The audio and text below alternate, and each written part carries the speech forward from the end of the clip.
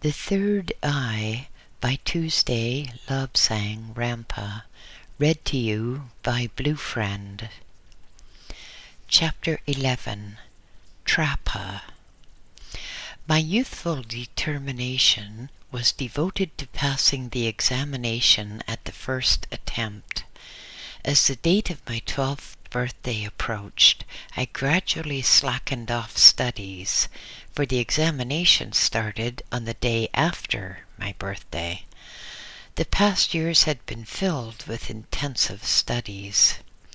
Astrology, herbal medicine, anatomy, religious ethics, and even on the correct compounding of incense. Tibetan and Chinese languages, with special reference to good calligraphy and mathematics. There had been little time for games. The only game we had time for was judo, because we had a stiff examination on this subject. About 3 months before, the Lama, Mingyar Dondap, had said, "Not so much revision, Lobsang. It merely clutters up the memory. Be quite calm, as you are now, and the knowledge will be there." So the day arrived. At 6 in the morning, I and 15 other candidates presented ourselves at the examination hall. We had a short service to put us in the right frame of mind, and then, to make sure that none of us had yielded to unpriestly temptation, we had to strip and be searched, after which we were given clean robes.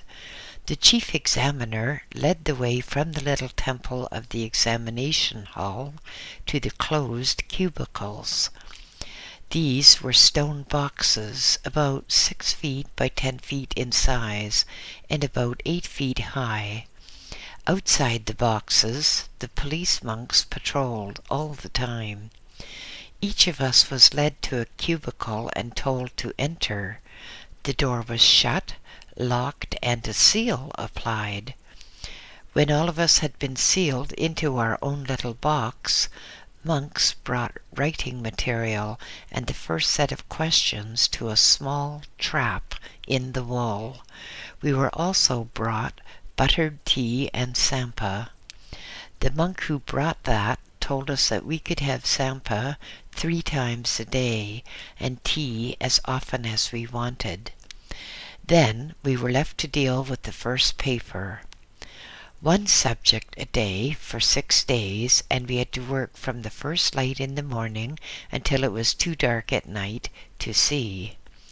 Our cubicles had no roof, so we got whatever light came into the main examination hall. We stayed in our own separate boxes all the time. For no reason whatever were we permitted to leave. As the evening light began to fade, a monk appeared at the trap and demanded our papers. We then lay down to sleep until the following morning. From my own experience, I can say that an examination paper on one subject, which takes 14 hours to answer, certainly does test one's knowledge and nerves. On the night of the 6th day, the written examinations were at an end. We were kept in our cubicles that night because in the morning we had to clean them out and leave them as we found them. The rest of the day was ours to spend as we desired. 3 days after, when our written work had been checked and our weaknesses noted, we were called before the examiners, one at a time. They asked us questions based on our weak points only, and their interrogation occupied the whole of the day. The next morning, the 16 of us had to go to the room where we were taught judo.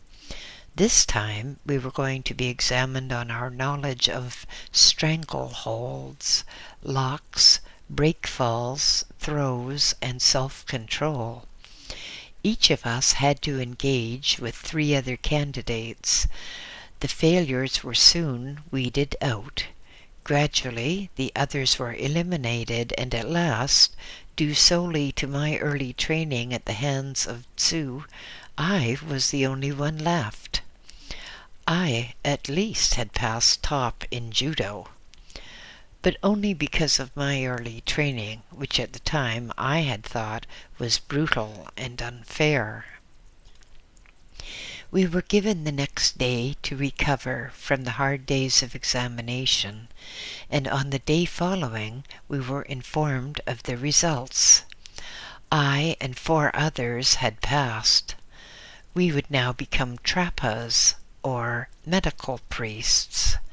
The Lama, Mingyar Dondap, whom I had not seen during the whole time of the examinations, sent for me to go to his room. As I entered, he beamed upon me.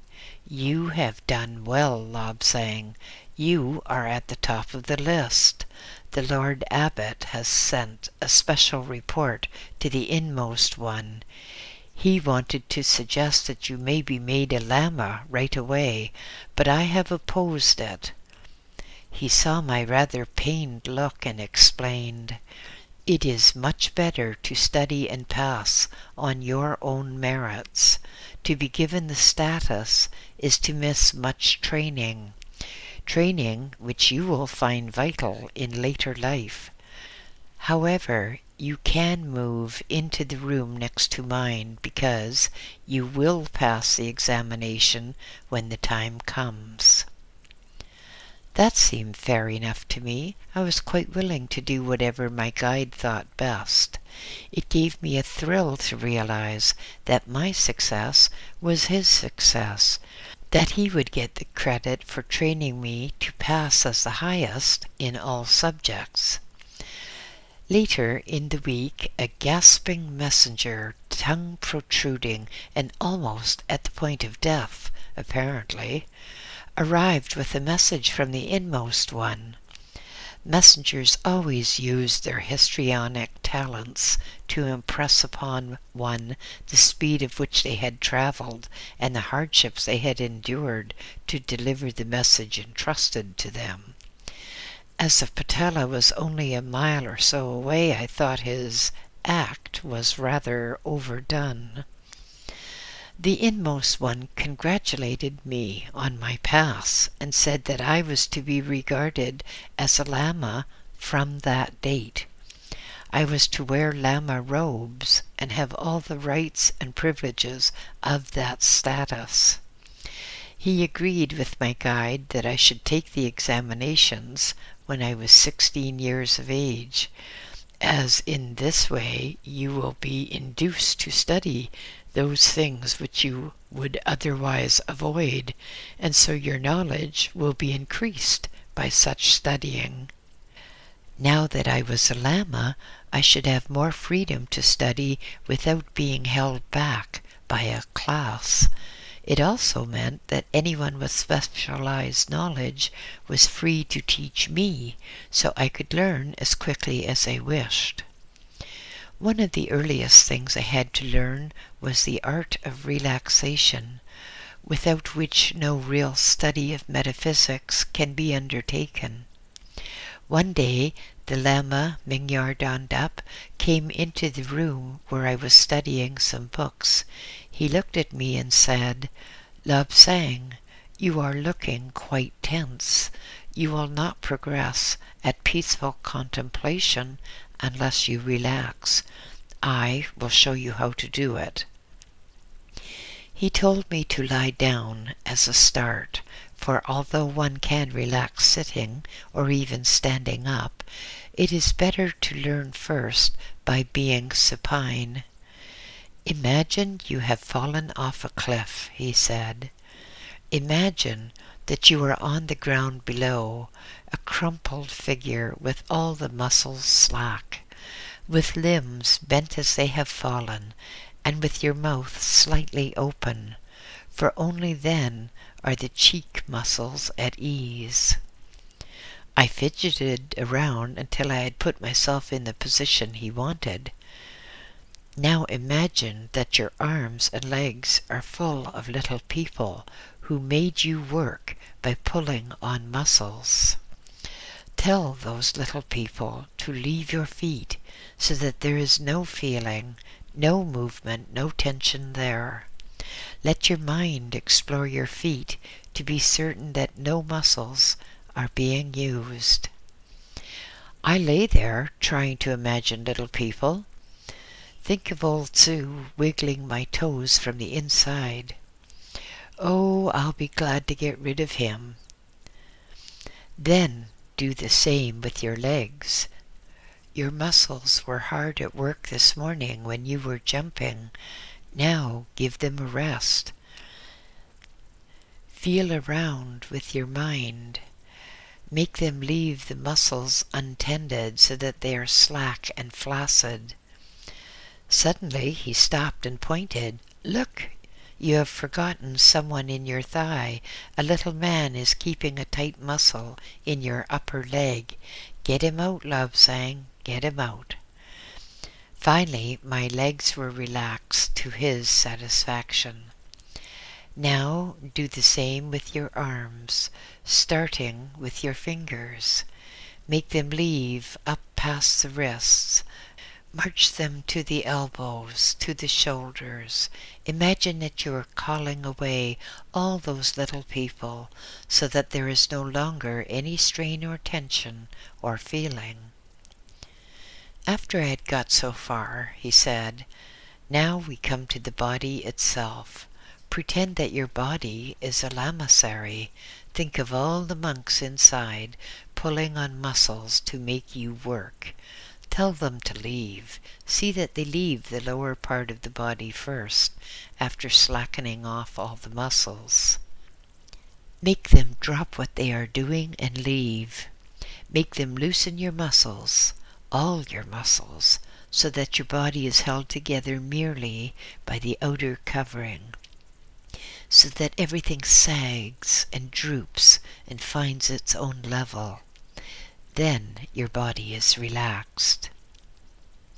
Apparently he was satisfied with my stage of progress, for he continued, the head is perhaps the most important part for relaxation. Let us see what we can do with it. Look at your mouth. You have a tight muscle at each corner. Ease it off, Love sang. Ease it off each side. You are not going to speak or eat, so no tension, please. Your eyes are screwed up. There is no light to trouble them, so just lightly close the eyes, just lightly, without any tension. He turned away and looked out the open window. Our finest exponent of relaxation is outside, sunning herself. You could take a lesson from the way in which a cat relaxes. There is none who can do it better. It takes quite a long time to write this, and it seems difficult when it is read, but with just a little practice, it is a simple matter to relax within a second. This system of relaxation is one which never fails. Those who are tense with the cares of civilization would do well to practice on these lines and the mental system which follows. For this latter, I was advised to proceed somewhat differently. The Lama Mingyar Dondap said, there is little gain in being at ease physically if you are tense mentally. As you lie here physically relaxed, let your mind for a moment dwell on your thoughts. Idly follow those thoughts and see what they are. See how trivial they are. Then stop them. Permit no more thoughts to flow. Imagine a black square of nothingness, with the thoughts trying to jump from one side to the other. At first, some will jump across. Go after them, bring them back, and make them jump back across that black space. Really imagine it. Visualize it strongly, and in a very short time you will see blackness without effort, and so enjoy perfect mental and physical relaxation. Here again, it is far more difficult to explain than do. It really is a very simple affair with slight practice. And one must have relaxation. Many people have never shut off their mind and thoughts, and they are like the people who try to keep going physically day and night. A person who tried to walk without rest for a few days and nights would soon collapse, yet the brain and mind are given no rest. With us, everything was done to train the mind. We were taught judo to a high standard as an exercise in self-control. The Lama who taught us judo could repel and defeat 10 attackers at once. He loved judo and went out of his way to make the subject as interesting as possible. Strangleholds may seem savage and cruel to Western minds, but such an impression would be utterly wrong. As I have already shown, by giving a certain little touch to the neck, we could make a person unconscious in a fraction of a second before he knew he was losing consciousness. The little pressure paralyzed the brain harmlessly. In Tibet, where there are no anesthetics, we often use that pressure when extracting a difficult tooth or in setting bones. The patient knew nothing, suffered nothing. It is also used in initiations when the ego is released from the body to do astral traveling. With this judo training, we were almost immune to falls. Part of judo is to know how to land gently. Break falls, it is termed, and it was a common exercise for us boys to jump off a 10 or 15-foot wall just for fun. Every other day, before starting our judo practice, we had to recite the steps of the middle way, the keystones of Buddhism. Right views, which are views and opinions free from delusions and self-seeking. Right aspirations, by which one shall have high and worthy intentions and opinions. Right speech, in which one is kind, considerate, and truthful. Right conduct. This makes one peaceful, honest, and selfless. Right livelihood. To obey this, one must avoid hurting men or animals, and must give the latter their rights as beings. Right effort. One must have self-control and undergo constant self-training. Right mindfulness. In having the right thoughts and in trying to do that which is known to be right. And right rapture. This is the pleasure derived from meditating on the realities of life and of the Overself. If any one of us offended against the steps, we had to lie face down across the main entrance to the temple, so that all who entered had to step over the body. Here we would stay from the first dawn until dark, with no movement and no food or drink. It was considered to be a disgrace. Now I was a Lama, one of the elite, one of the superior ones.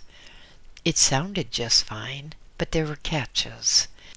Before, I had to obey the frightening number of 32 rules of priestly conduct. As a Lama, to my horror and dismay, I found that the total was 253.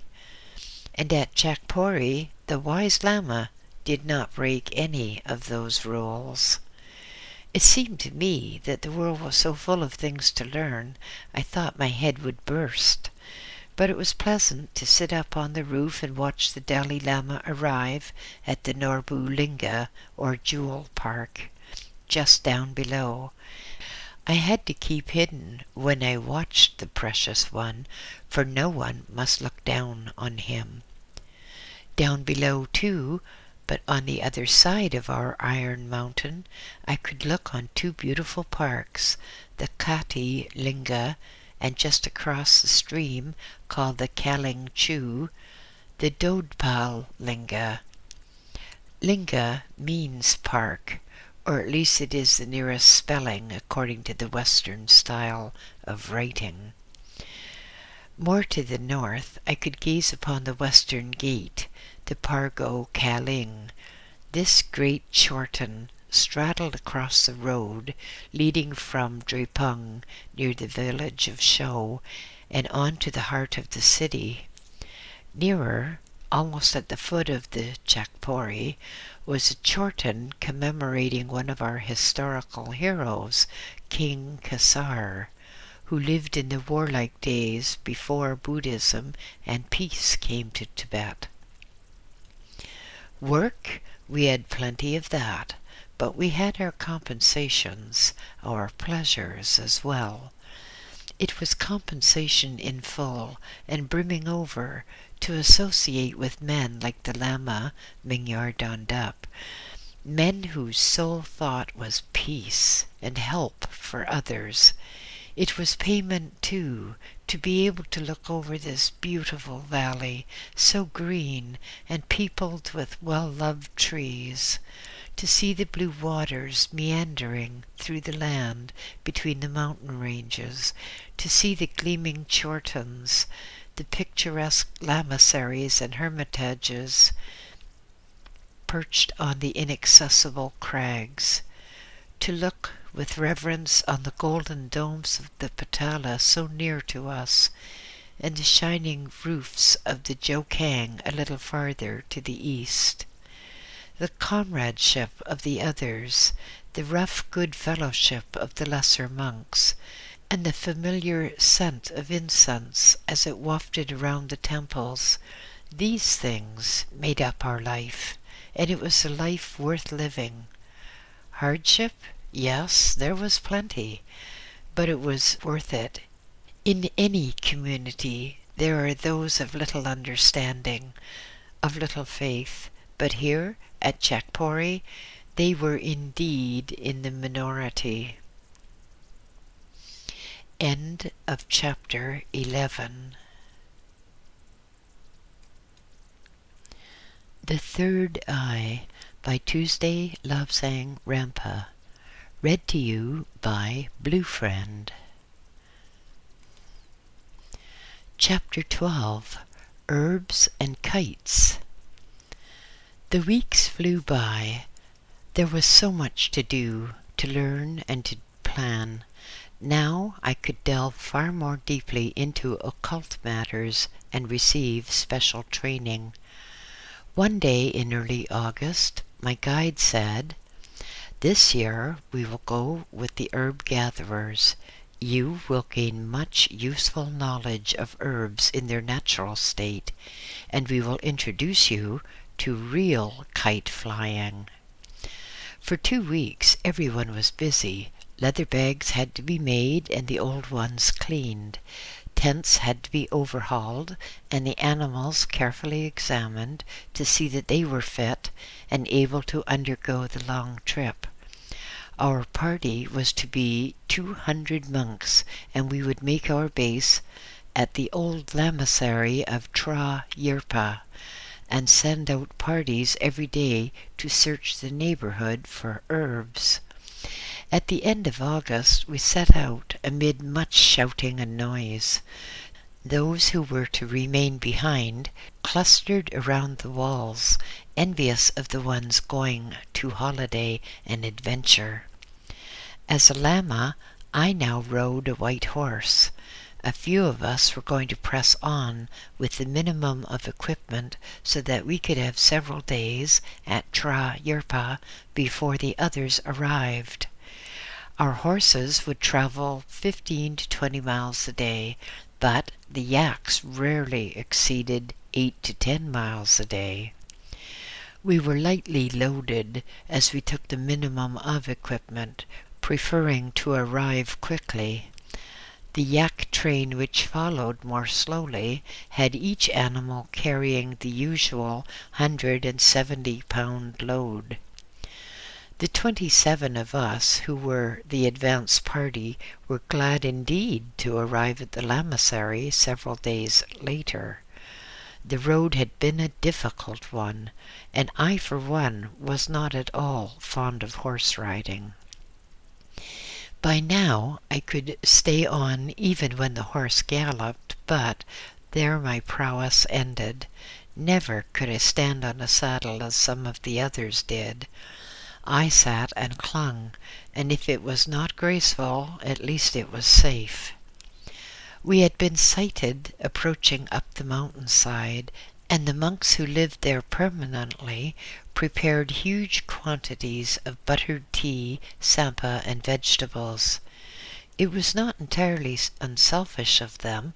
They were anxious to have all the news of Lhasa and to receive the customary gifts which we brought. Up on the flat roof of the temple building, braziers of incense threw dense columns of smoke into the air. Up into the courtyard we rode, with newfound energy at the thought of the end of the journey. Most of the other lamas had old friends to meet. Everyone seemed to know the Lama Mingyar Dondup. He was swept from my sight by the welcoming throng, and I thought that once again I was all alone in the world. But after only a very few minutes, I heard, "Labsang, Labsang, where are you?" I soon answered, and before I knew what was happening, the crowd had opened and more or less engulfed me. My guide was talking to an elderly abbot who turned and said, "So this is he? Well, well, well, and so young, too."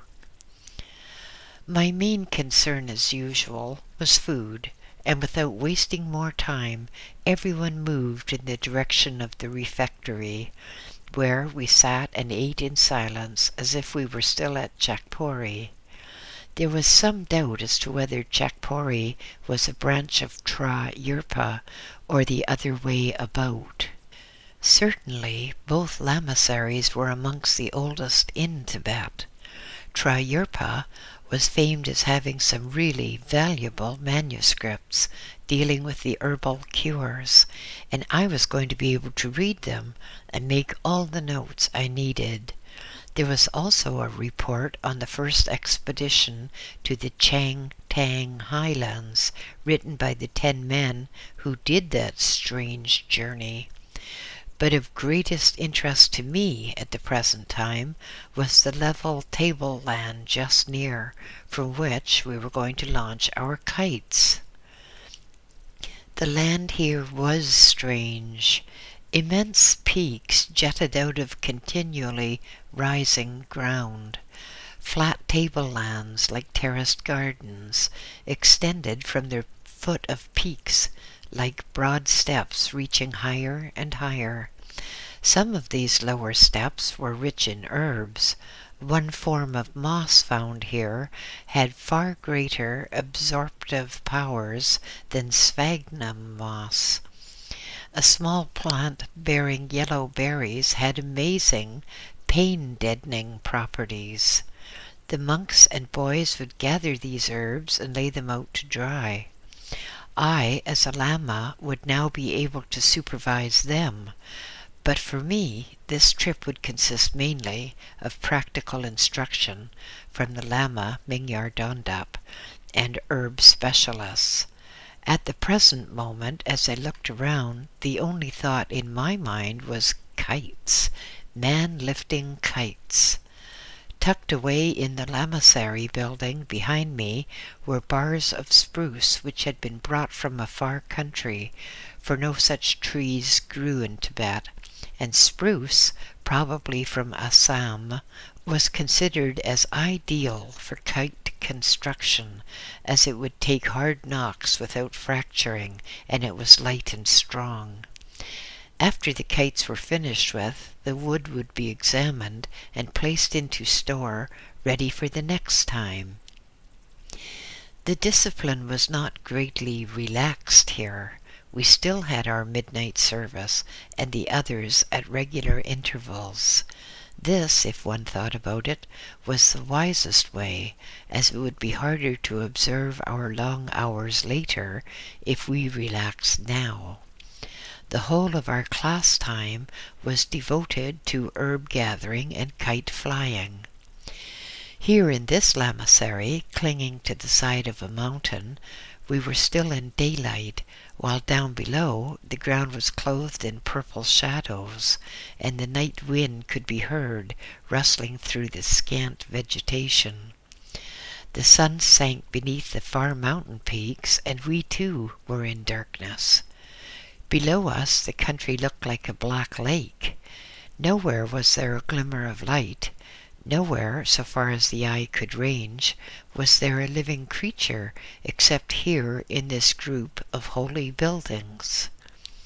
With the going down of the sun, the night wind rose and set about the business of the gods, the dusting of the corners of the earth.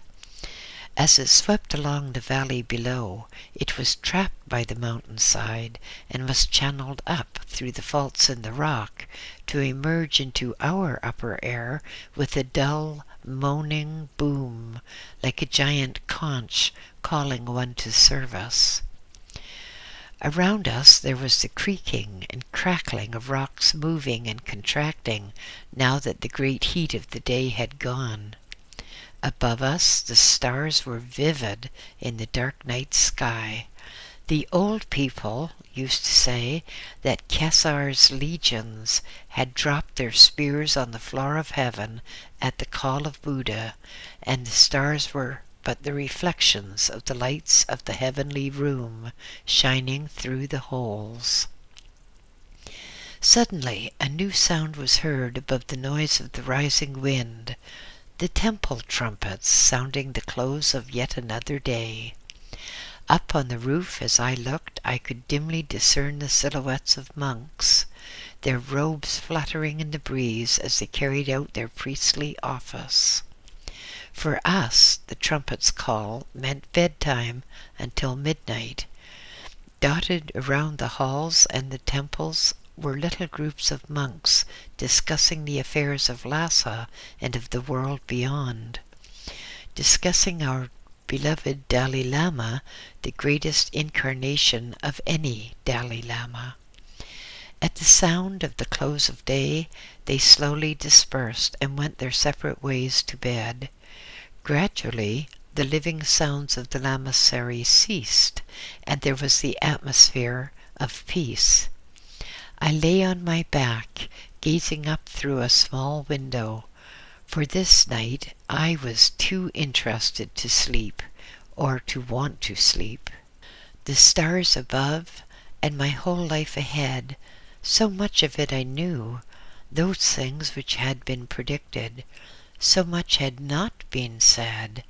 The predictions about Tibet. Why did we have to be invaded? What had we done, a peaceful, loving country with no ambitions other than to develop spiritually? Why did other nations covet our land? We desired nothing but that which was ours. Why, then, did other people want to conquer and enslave us? All we wanted was to be left alone, to follow our own way of life. And I was expected to go among those who later would invade us, heal their sick, help their wounded, in a war which had not yet even started.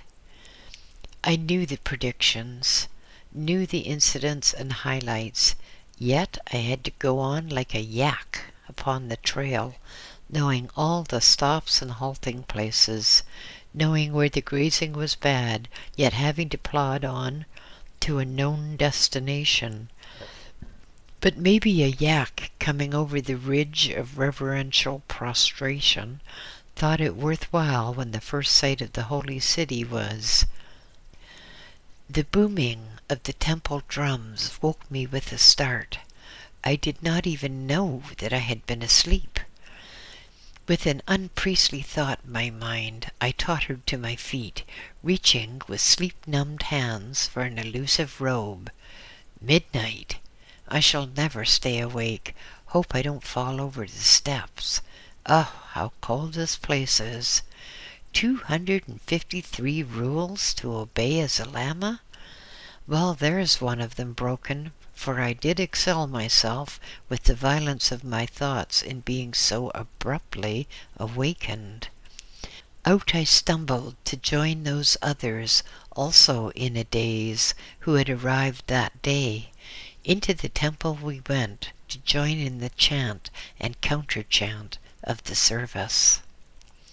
It has been asked, well, if you knew all the pitfalls and hardships which had been predicted, why could you not avoid them? Well, the most obvious answer to that is, if I could have avoided the predictions, then the mere fact of avoidance would have proven them false. Predictions are probabilities. They do not mean that man has no free will, far from it. A man may want to go from Darjeeling to Washington. He knows his starting point and his destination. If he takes the trouble to consult a map, he will see certain places through which he would ordinarily pass to reach his destination.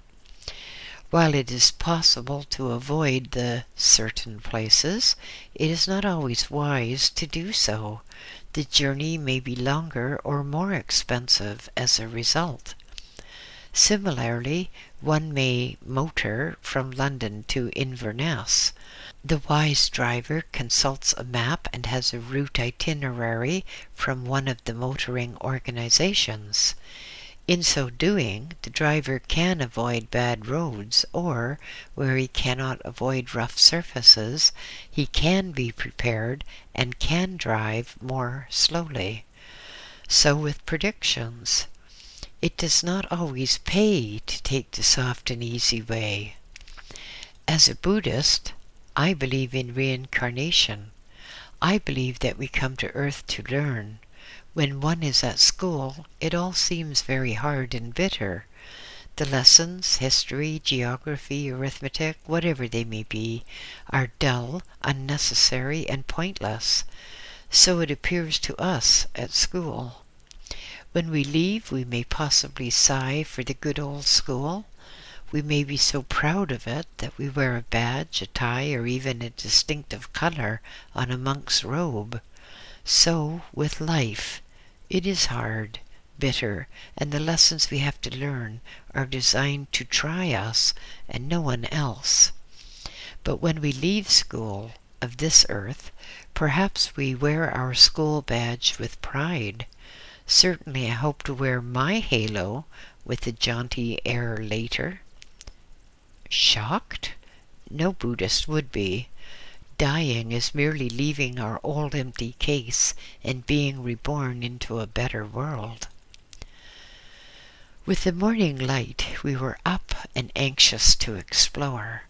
The older men were wanting to meet those they had missed the night before. I wanted, more than anything, to see these huge man-lifting kites that I had heard so much about. First we had to be shown over the lamasery so that we should know our way about. Up on the high roof we looked about at the towering peaks and gazed down at the fearsome ravines. Far away I could see a turgid stream of yellow, laden with water-borne clay. Nearer, the streams were the blue of the sky and rippling. In quiet moments I could hear the happy tinkling of a little brook behind us as it made its swift way down the mountainside, eager to be off and join the tumbling waters of other rivers which, in India, would become the mighty Brahmaputra River, later to join the sacred Ganges and flow into the Bay of Bengal. The sun was rising above the mountains, and the chill of the air fast vanished. Far away we could see a lone vulture swooping in search of a morning meal.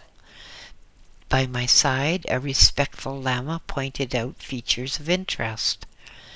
Respectful, because I was a ward of the well-loved Mingyar Dondap, and respectful, too, because I had the third eye, and was a proved incarnation, or Trollku, as we termed it. It may possibly interest some to give brief details of recognizing an incarnation. The parents of a boy may, from his behavior, think that he has more knowledge than usual, or is in possession of certain memories which cannot be explained by normal means. The parents will approach the abbot of a local lamasery to appoint a commission to examine the boy. Preliminary pre-life horoscopes are made, and the boy is physically examined for certain signs on his body. He should, for example, have certain peculiar marks on the hands, on the shoulder blades, and on the legs. If these signs are to be seen, search is made for some clue as to who the boy was in his previous life. It may be that a group of lamas can recognize him, as in my case, and in such event some of his last life possessions will be available. These are produced together with others which are in appearance identical, and the boy has to recognize all the articles, perhaps 9, which were his in a previous life. He should be able to do this when he is 3 years of age. At 3 years of age, a boy is considered to be too young to be influenced by his parents' previous description of the articles. If the boy is younger, so much the better. Actually, it does not matter in the least if parents do try to tell the boy how to act. They are not present during the time of choosing, and the boy has to pick perhaps 9 articles from possibly 30. 2 wrongly selected make a failure. If the boy is successful, then he is brought up as a previous incarnation, and his education is forced. At his 7th birthday, predictions of his future are read, and at that age he is deemed well able to understand everything said and implied. From my own experience, I know that he does understand. The respectful lama at my side no doubt had all this in mind as he pointed out the features of the district. Over there, to the right of the waterfall, was a very suitable place for gathering noile métangère, the juice of which is used to remove corns and warts, and to alleviate dropsy and jaundice. Over there, in that little lake, one could gather Polygorum hydropiper, a weed with drooping spikes and pink flowers, which grows under water. We use the leaves for curing rheumatic pains and for relief of cholera. Here we gathered the ordinary type of herbs, only the highlands would supply the rare plants. Some people are interested in herbs, so here are some of the details of some of our more common types, and the uses to which we put them. The English names, if any, are quite unknown to me, so I will give the Latin names. Allium sativum is a very good antiseptic. It is also much used for asthma and other chest complaints. Another good antiseptic used in small doses only is Balsamodendron myrrha. This was used particularly for the gums and mucous membranes. Taken internally, it allays hysteria. A tall plant with cream-colored flowers had a juice which thoroughly discouraged insects from biting. The Latin name for the plant is Beuconia cordata. Perhaps the insects knew that, and it was the name which frightened them off. We also had a plant which was used to dilate the pupils of the eye.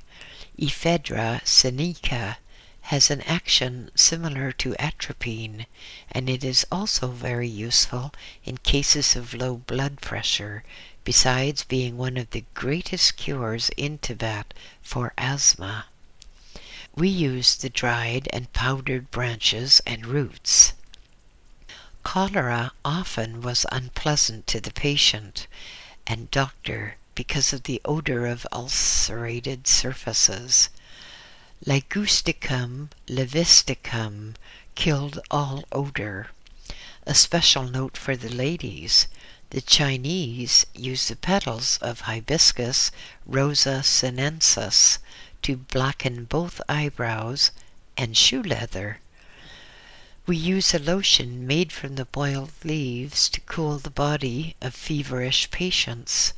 Again, for the ladies, Lilium tigrinum really cures ovarian neuralgia, while Flacourtia indica provides leaves which assist women to overcome most others of their peculiar complaints. In the sumac rus group, the vernicifera provides the Chinese and Japanese with Chinese lacquer. We use the glabra for the relief of diabetes, while the aromatica is of help in the cases of skin disease, urinary complaints, and cystitis. Another really powerful astringent for use in bladder ulcerations was made from the leaves of Arctostaphylos uva ursi. The Chinese prefer Begonia grandiflora, from the flowers of which they make an astringent for general use. In later years, in prison camps, I found that Polygonum bistorta was a very useful plant indeed in treating cases of chromatic dysentery, for which we used it in Tibet. Ladies who had loved unwisely, but well, often made use of the astringent prepared from Polygonum erectum, a very useful method of securing abortion. For others who had been burned, we could apply a new skin. Beckia orientalis is a tall plant, some 4 feet high. The flowers are yellow. The juice, applied to wounds and burns, forms a new skin in much the same way as collodion. Taken internally, the juice had an action similar to chamomile. We used to coagulate the blood of wounds with Piper augustifolium. The underside of the heart-shaped leaves is most efficient for the purpose. All these are very common herbs. Most of the others have no Latin names, because they are not known to the Western world, which bestows these designations. I mention them here merely to indicate that we had some knowledge of herbal medicine. From our vantage point, looking out over the countryside, we could see on this bright sunlit day the valleys and sheltered places where all these plants grew. Farther out, as we gazed beyond this small area, we could see the land becoming more and more desolate. I was told that the other side of the peak, upon whose side the lamasery nestled, was truly an arid region. All this I should be able to see for myself when later in the week I soared high above in a man-lifting kite. Later in the morning, the Lama Mingyar Dondap called for me and said, "Come along, Lobsang. We will go with the others who are about to inspect the kite-launching site. This should be your big day." It needed no further remarks to get me on my feet, eager to be off. Down at the main entrance, a group of red-robed monks waited for us, and together we walked down the steps and along the draughty tableland. There was not much vegetation up here. The ground was of beaten earth over a solid rock shelf. A few sparse bushes clung to the side of the rock as if afraid of sliding over the edge and down into the ravine below. Up above us, on the roof of the lamasery, prayer flags were held stiff and rigid by the wind. Every now and then the masts creaked and groaned with the strain, as they had done for ages past, and held. Nearby, a small novice idly scuffed the earth with his boot, and the force of the breeze whipped away the dust like a puff of smoke. We walked towards one rocky edge of the long tableland, the edge from which the peak soared up in a gentle slope. Our robes were pressed tight against our backs and billowed out in front, pushing us, making it difficult not to break into a run. About 20 or 30 feet from the edge was a crevice in the ground. From it the wind shot with gale force, sometimes projecting small stones and bits of lichen into the air like speeding arrows. Wind, sweeping along the valley far below, was trapped by the rock formations, and piling up with no easier mode of exit, poured up at a high pressure through the fault in the rock, finally to emerge at the tableland with a shriek of power at being free again. Sometimes, during the season of gales, we were told, the noise was like the roaring of demons escaping from the deepest pit and ravening for victims. Wind surging and gusting in the ravine far below altered the pressure in the fault, and the note rose and fell accordingly. But now, on this morning, the current of air was constant. I could well believe the tales that were told of small boys walking into the blast and being blown straight off their feet up into the air, to fall perhaps 2,000 feet down to the rocks at the base of the crevice. It was a very useful spot from which to launch a kite, though, because the force was such that a kite would be able to rise straight up. We were shown this with small kites similar to those I used to fly when I was a small boy at home. It was most surprising to hold the string and find one's arm lifted strongly by even the smallest toy kite. We were led along the whole rocky shelf, and the very experienced men with us pointed out dangers to avoid, peaks which were known to have a treacherous downdraft of air, or those which seemed to attract one sideways. We were told that each monk who flew must carry a stone with him to which was attached a silk kata inscribed with prayers to the gods of the air to bless this, a newcomer, to their domain. This stone had to be cast to the winds when one was of sufficient height. Then the gods of the winds would read the prayer as the cloth unrolled and streamed out, and, so it was hoped, they would protect the kite rider from all harm. Back in the lamasery, there was much scurrying about as we carried out the materials with which to assemble the kites. Everything was carefully inspected. The spruce wood poles were examined inch by inch to make sure that they were free from flaws or other damage.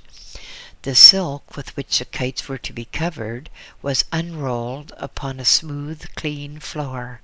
Monks on hands and knees crept about in order to carefully test and view every square foot. With the examiners satisfied, the framework was lashed into position and little retaining wedges rammed home. This kite was of box form, about 8 feet square and about 10 feet long. wings extended 8 or 9 feet from the two horizontal sides. Beneath the tips, there had to be fixed bamboo half hoops to act as skids and to protect the wings when taking off and landing. At the floor of the kite, which was strengthened, there was a long bamboo skid which tapered upwards like our Tibetan boots. This particular pole was as thick as my wrist and was strutted so that even when the kite was at rest, there was no ground touching the silk, the skid and wing protectors preventing it. I was not at all happy at first sight of the rope of yak hair. It looked flimsy. A V of it was fastened to the wing roots and reached to just in front of the skid. 2 monks picked up the kite and carried it to the end of the flat tableland. It was quite a struggle lifting it over the updraft of air, and many monks had to hold it and carry it across. First, there was to be a trial. For this, we were going to hold the rope and pull instead of using horses. A party of monks held the rope, and the kite master watched carefully. At his signal, they ran as fast as they could, dragging the kite with them. It hit the airstream from the fissure in the rock, and up into the air it leapt, like a huge bird.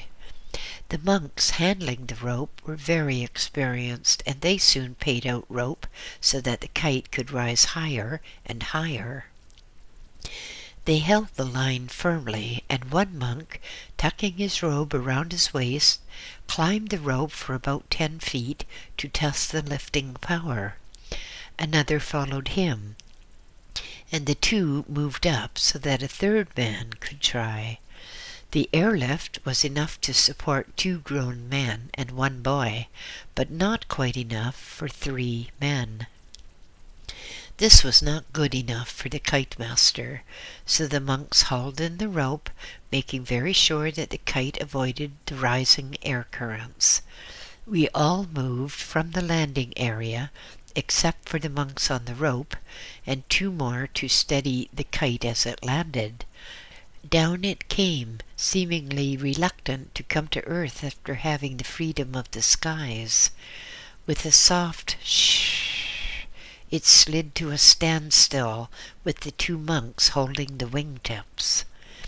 Under the instruction of the kite master, we tightened the silk everywhere, driving little wooden wedges into the split poles to hold it firmly.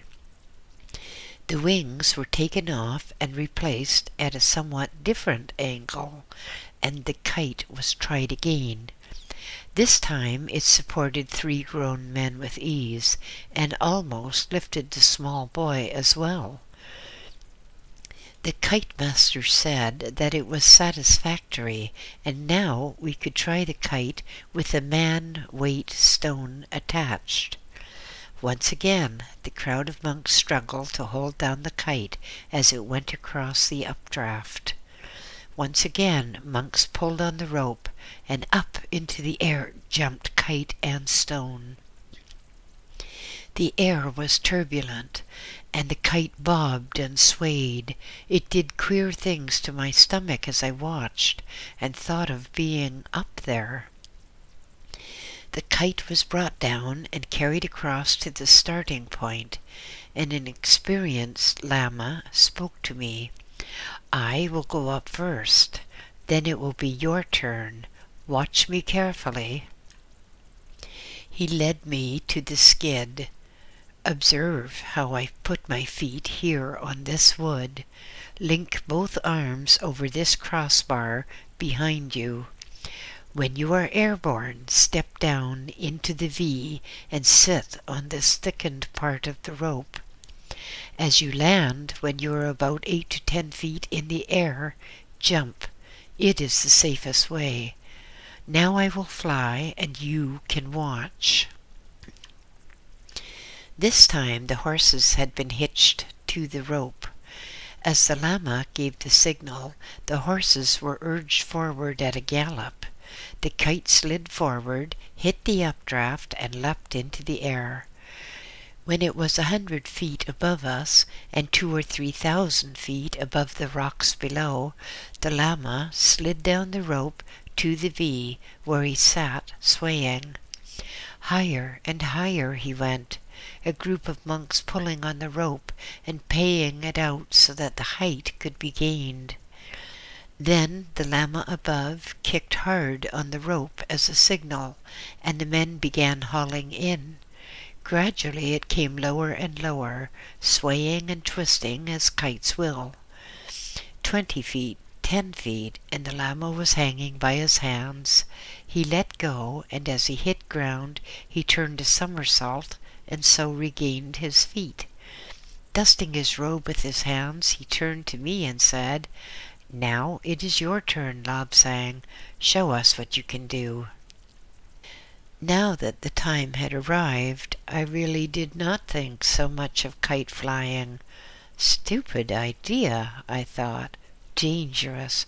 What a way to end a promising career. This is where I go back to prayers and herbs. But then I consoled myself, but only very slightly, by thoughts of the predictions in my case. If I was killed, the astrologers would be wrong, and they were never that wrong.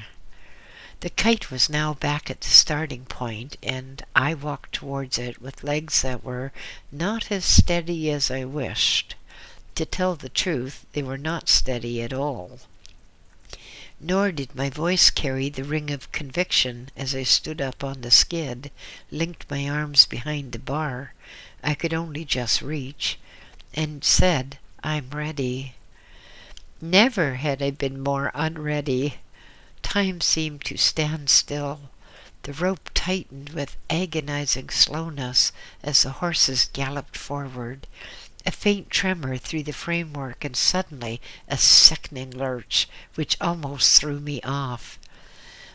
My last moment on earth, I thought, so I closed my eyes as there was no point in looking any more. Horrible swayings and bobbings did unpleasant things to my stomach. A bad take-off into the astral, I thought, so I cautiously opened my eyes. Shock made me close them again. I was 100 feet or more in the air. Renewed protests from my stomach made me fear imminent gastric disturbance, so I once again opened my eyes to be sure of my exact location in case of need. With my eyes open, the view was so superb that I forgot my distress and have never suffered from it since. The kite was bobbing and tipping, swaying and rising even higher. Far away over the brow of the mountain, I could see the khaki earth fissured with the unhealing wounds of time. Nearer, there were the mountain ranges bearing the gaping scars of rock falls, some half hidden by the kindly lichen. Far, far away, the late sunlight was touching a distant lake and turning the waters to liquid gold. Above me, the graceful bob and curtsy of the wind on the vagrant wind eddies made me think of the gods at play in the heavens, while we poor, earth-bound mortals had to scrabble and struggle to stay alive so that we could learn our lessons and finally depart in peace. A violent heave and lurch made me think I had left my stomach hanging on the peak. I looked down for the first time. Little red-brown dots were monks. They were growing larger. I was being hauled down. A few thousand feet lower, the little stream in the ravine went bubbling on its way. I had been, for the first time, 1,000 feet or more above the earth. The little stream was even more important. It would continue and grow and eventually help to swell the Bay of Bengal miles and miles away. Pilgrims would drink of its sacred waters, but now I soared above its birthplace and felt as one with the gods. Now the kite was swaying madly, so they pulled more quickly to steady it. I suddenly remembered that I had forgotten to slide down to the V. All the time I had been standing on the skid. Unhooking my arms, I dropped to a sitting position, put my crossed legs and arms around the rope, and slid. I hit the V with a jerk that almost threatened to cut me in half. By that time, the ground was about 20 feet away. I wasted no more time, but grasped the rope with my hands, and as the kite came into about 8 feet, let go and turned a somersault in a break fall as I landed. "Young man," said the kite master, "that was a good performance. You did well to remember and reach the V. It would have cost you 2 broken legs otherwise. Now we will let some of the others try, and then you can go up again." The next one to go up, a young monk, did better than I. He remembered to slide to the V without delay, but when the poor fellow came to land, he alighted perfectly and then fell flat on his face, clutching the ground, his face a greenish tinge, and was well and truly airsick. The third monk to fly was rather cocksure, and he was not popular because of his continual boasting. He had been on the trip for 3 years past, and considered himself the best airman ever. Up he went in the air, perhaps 500 feet up. Instead of sliding down to the V, he straightened up, climbed inside the box kite, missed his footing, and fell out of the tail end. One hand caught on the back cross strut, and for seconds he hung by one hand. We saw his other hand flailing vainly, trying to get a grip, and then the kite bobbed, and he lost his hold and went tumbling end over end down the rocks 5,000 feet below, his robe whispering and fluttering like a blood-red cloud.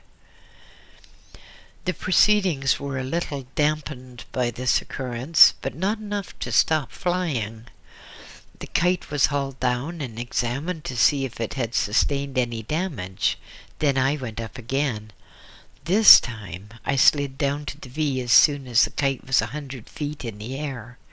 Below me I could see a party of monks climbing down the mountainside to recover the body sprawled in a pulpy red mess across a rock. I looked up and thought that a man standing in the box of the kite would be able to move position and alter the lift a little. I remembered the incident of the peasant's roof and the yak dung, and how I had gained lift by pulling on the kite string. I must discuss this with my guide, I thought. At that moment there was a sickening sensation of falling, so fast and so unexpected that I almost let go. Down below, the monks were hauling frantically on the rope. With the approach of evening and the cooling of the rocks, the wind in the valley had become less, and the updraft from the funnel had almost stopped. There was little lift now, and as I jumped at 10 feet, the kite gave one last lurch and tipped over onto me. I sat there on the rocky ground, with my head through the silk bottom of the kite box. I sat so still, so deep in thought, that the others imagined that I was injured. The Lama, Minyar Dandup, rushed across. "If we had a strut across here," I said, "we should be able to stand on it and slightly alter the angle of the box. Then we should have a little control over the lift." The kite master had heard me. "Yes, young man, you are right, but who would try it out?" "I would," I replied, "if my guide would permit me." Another Lama turned to me with a smile. "You are a Lama in your own right, Lobsang. You do not have to ask anyone now." "Oh, yes, I do," was my response. "The Lama Mingyar Dondup taught me all I know and is teaching me all the time, so it is for him to say." The kite master supervised the removal of the kite, then took me to his own room. Here he had small models of various kites. One was a long thing, which somehow resembled an elongated bird.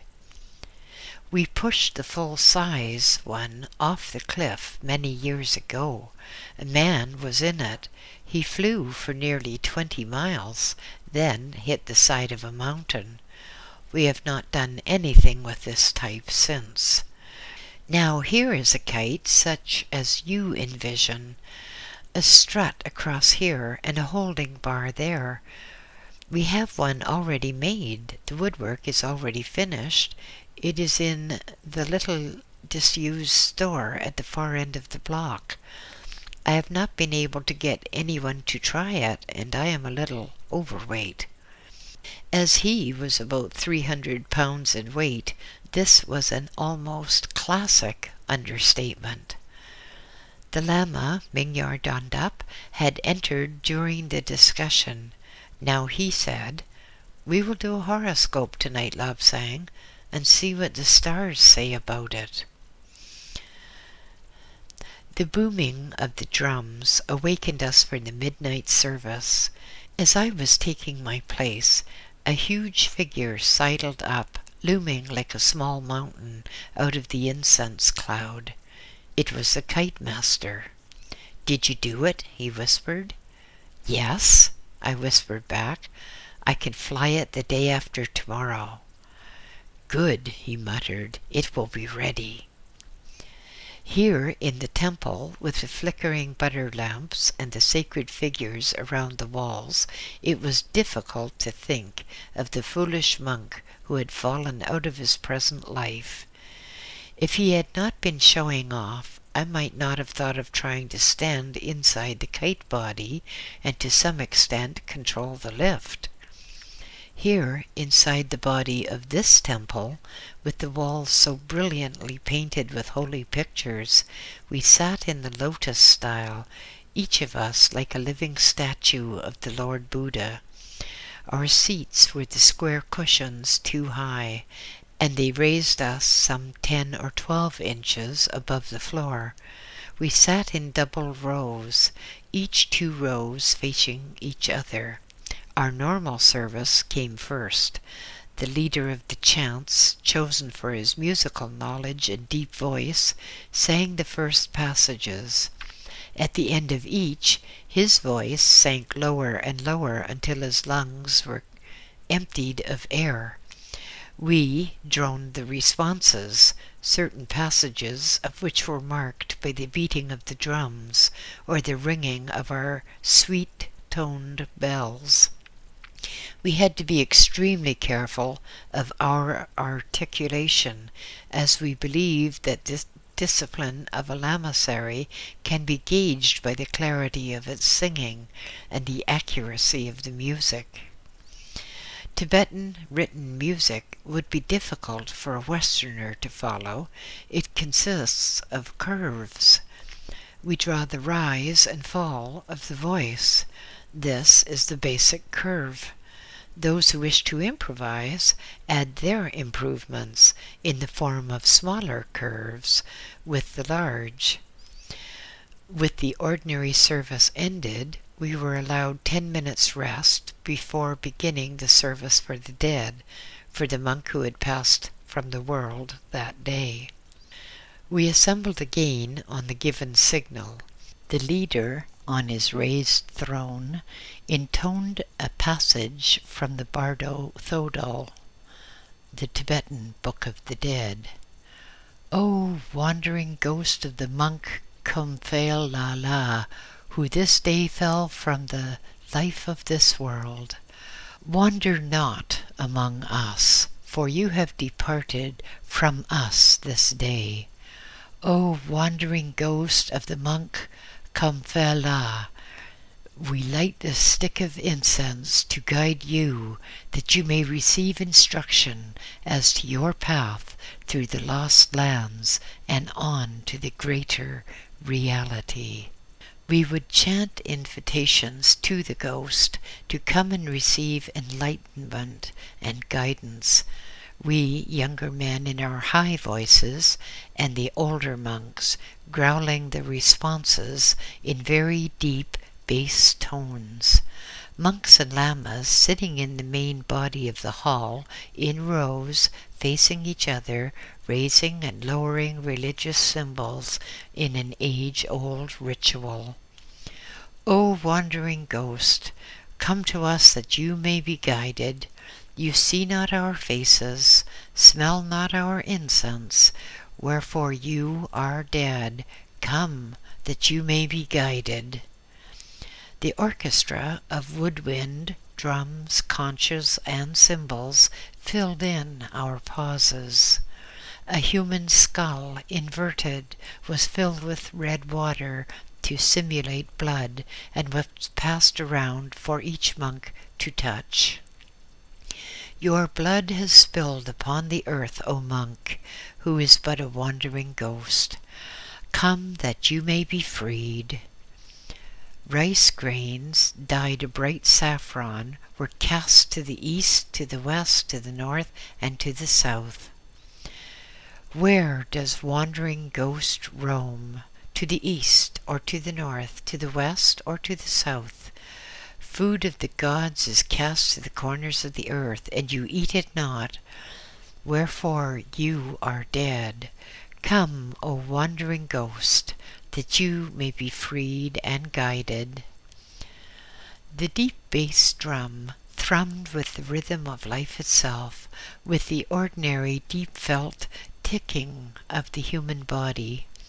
Other instruments broke in with all the sounds of the body, the faint rushing of the blood through veins and arteries, the muted whisper of breath in the lungs, the gurgling of body fluids on the move, the various creakings, squeaks, and rumbles which make the music of life itself.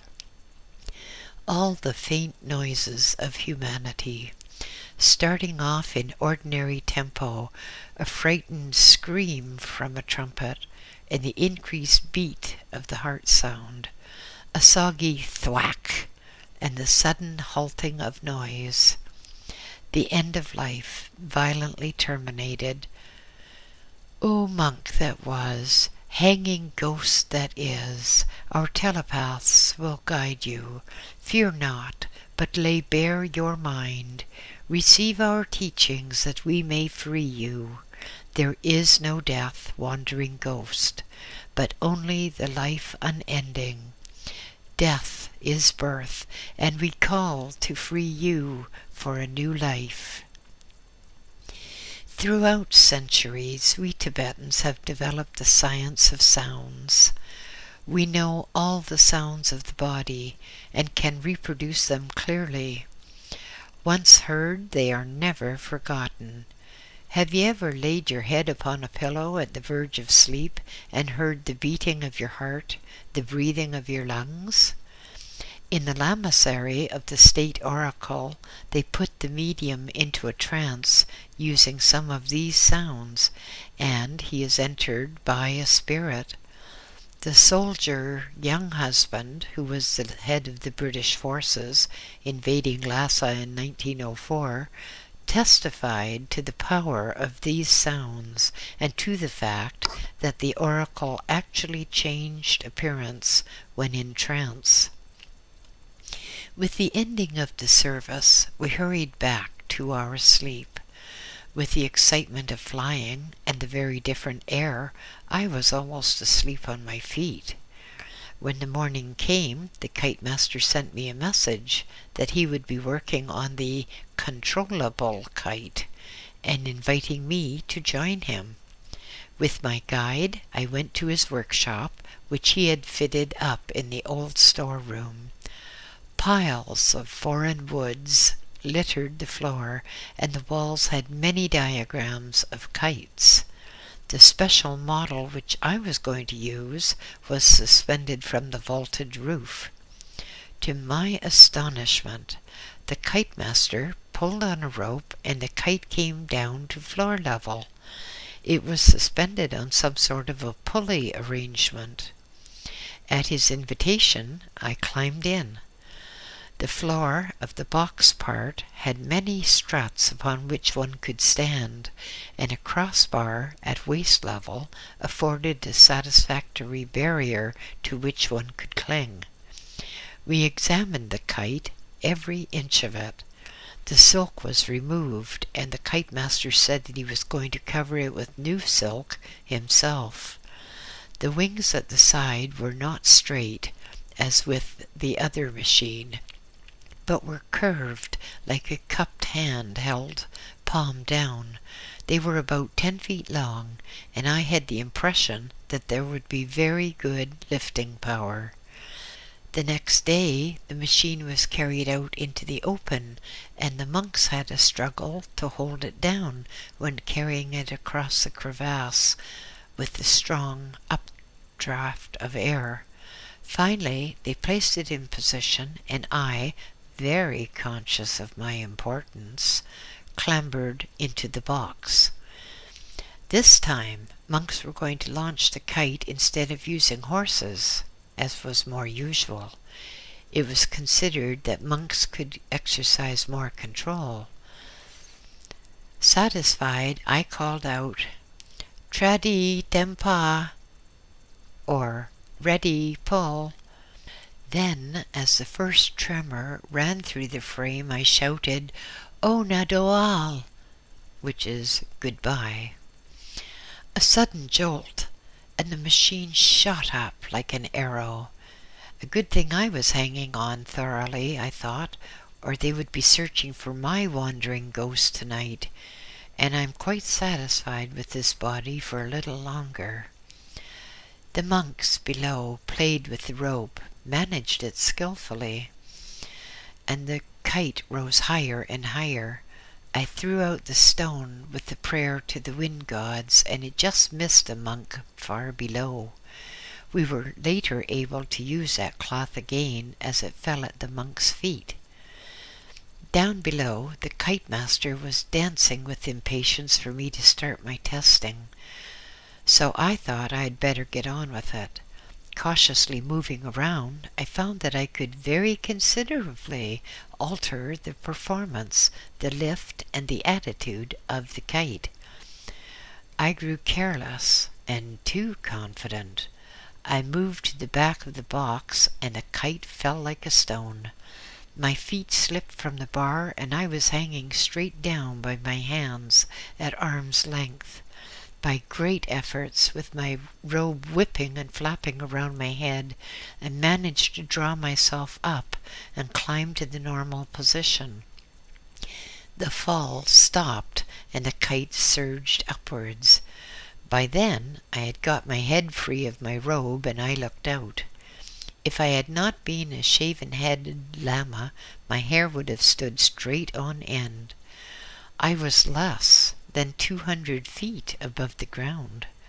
Later, when I landed, they said I had come to 50 feet before the kite's fall was checked, and it rose again. For a time I clung to the bar, panting and gasping with the exertion in the thin air. As I looked about over the miles and miles of countryside, I saw in the far distance something that looked like a dotted line moving along. For a moment I stared uncomprehendingly, then it dawned upon me. Of course, it was the rest of the herb-gathering party, making their slow way across the desolate country. They were strung out, big dots, little dots, and long dots. Men, boys, and animals, I thought. So slowly they moved, so painfully hesitant their progress.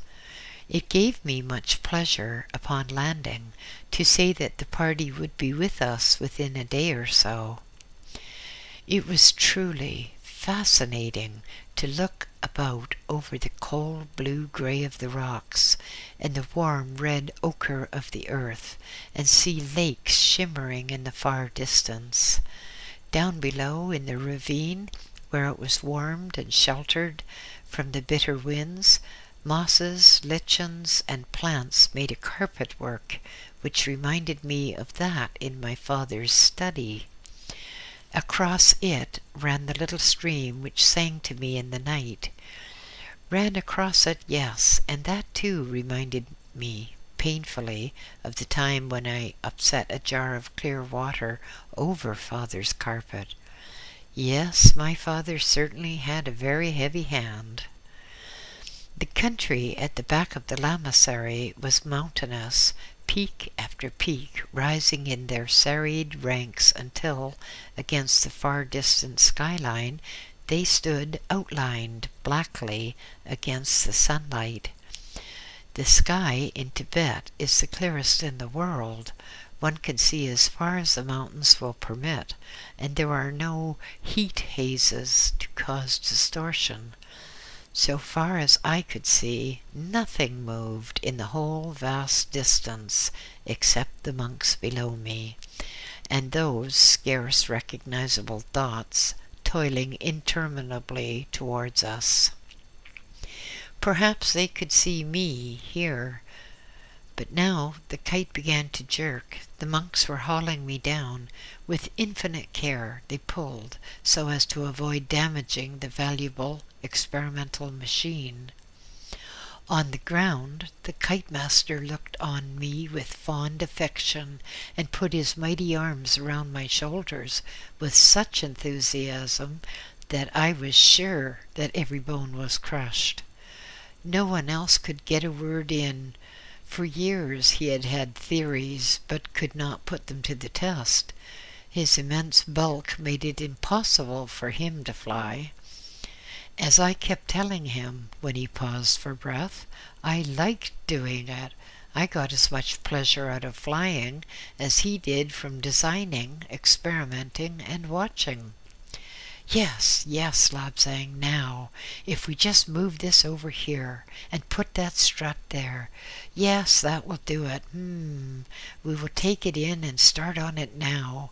And it rocked sideways, you say, when you did this? So it went on, fly and alter, and I loved every second of it. No one but I was allowed to fly or even set foot in that special kite. Each time I used it, there were some modifications, some improvements. The biggest improvement, I thought, was the strap to hold me in. But the arrival of the rest of the party put a stop to kite flying for a day or two. We had to organize the newcomers into gathering and packing groups. The less experienced monks were to gather 3 kinds of plants only, and they were sent to areas where such plants were plentiful. Every group stayed away for 7 days, ranging from the sources of supply. On the 8th day, they returned with the plants, which were spread out on the clean floor of a huge storage room.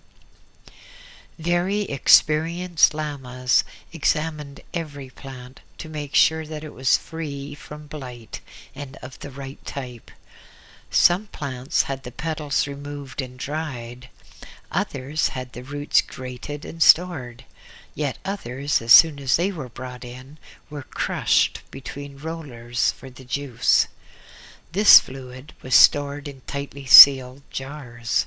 Seeds, leaves, stems, petals, all were cleaned and packed in leather bags when quite dry. The bags would have the contents noted on the outside. The neck would be twisted to make it watertight, and the leather would be quickly dipped in water and exposed to the strong sunlight. Within a day, the leather would have dried as hard as a piece of wood. So hard would a bag become that to open it, the tightly twisted end would have to be knocked off. In the dry air of Tibet, herbs stored in this way would keep for years. After the first few days, I divided my time between herb gathering and kite flying.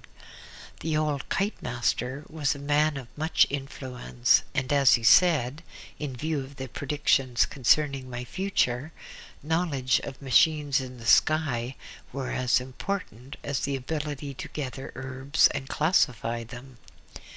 For 3 days a week I flew in the kites. The rest of the time was spent in riding from group to group so that I could learn as much as possible in the shortest time. Often, high above in a kite, I would look out over the now familiar landscape and see the black yak-hide tents of the herb gatherers. Around them, the yaks would be grazing, making up for lost time, the time at the end of the week when they would have to carry in the load of herbs. Many of these plants were quite well known in most eastern countries, but others had not been discovered by the Western world, and so had no Latin names. A knowledge of herbs has been of great use to me, but the knowledge of flying was no less so. We had one more accident. A monk had been watching me rather closely, and when it was his turn to fly in an ordinary kite, thought that he could do as well as I. High in the air, the kite seemed to be acting strangely. We saw that the monk was flinging himself about in an attempt to control the position of the machine. One specially rough lurch, and the kite dipped and tilted sideways. There was a ripping and splintering of wood, and the monk came tumbling out of the side. As he fell, he spun head over feet with his robe whirling over his head. A rain of articles fell down: sampa bowl, wooden cup, rosary, and various charms. He would no longer need them. Spinning end over end, he finally disappeared in the ravine. Later came the sound of the impact. All good things come too quickly to an end. The days were full of work, hard work, but all too soon our 3 months' visit drew to a close. This was the first of a number of pleasant visits to the hills and to the other Tra Yalpa nearer Lhasa. Reluctantly, we packed our few belongings. I was given a beautiful model man-lifting kite by the kite master, which he had made specially for me. On the next day we set off for home. A few of us, on arriving, did a forced ride, and the main body of monks, acolytes, and pack animals followed on in leisurely manner. We were glad to be back at the Iron Mountain, but sorry indeed to be parted from our new friends and the great freedom of the hills. End of chapter 12.